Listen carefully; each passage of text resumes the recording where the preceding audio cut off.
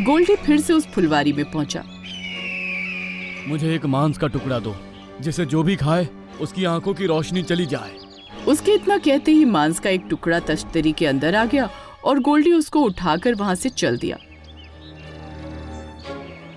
उसने देखा कि लोमड़ी का बच्चा अकेला गुफा में बैठा है, तो उसने वो मांस का टुकड़ा उसके सामने गिरा दिया। अरे वाह, मांस का टुकड़ा, मुझे तो बहुत भूख लग रही थी।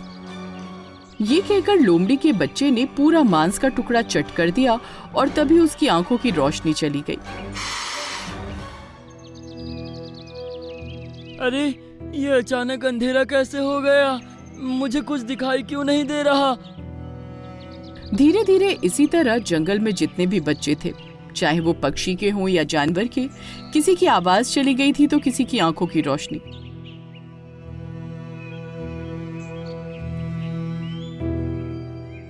जंगल के सभी जानवर परेशान हो उठे और उन्होंने एक सभा बिठाई। बड़ी ही चिंताजनक बात है कि हम सभी के बच्चे तकलीफ में हैं और हम सब मिलकर भी कुछ नहीं कर पा रहे हैं।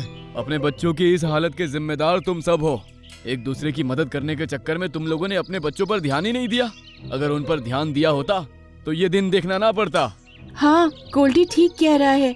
जब मेरी बच्ची चीनू के साथ हादसा हुआ तो मैं इस बुलबुल की मदद करने के लिए गई हुई थी, और जिस दिन मेरे बच्चे की आवाज गई तो मैं इस भालू के पास इसकी गुफा की सफाई में मदद करने के लिए गई थी। आज से कोई किसी की मदद नहीं करेगा, सभी अपने अपने परिवार का ख्याल रखेंगे। उनको आपस में लड़ता हुआ देखकर गोल्डी की खुशी का कोई ठिकाना नहीं था, लेकिन मिन की चील बहुत उदास थी।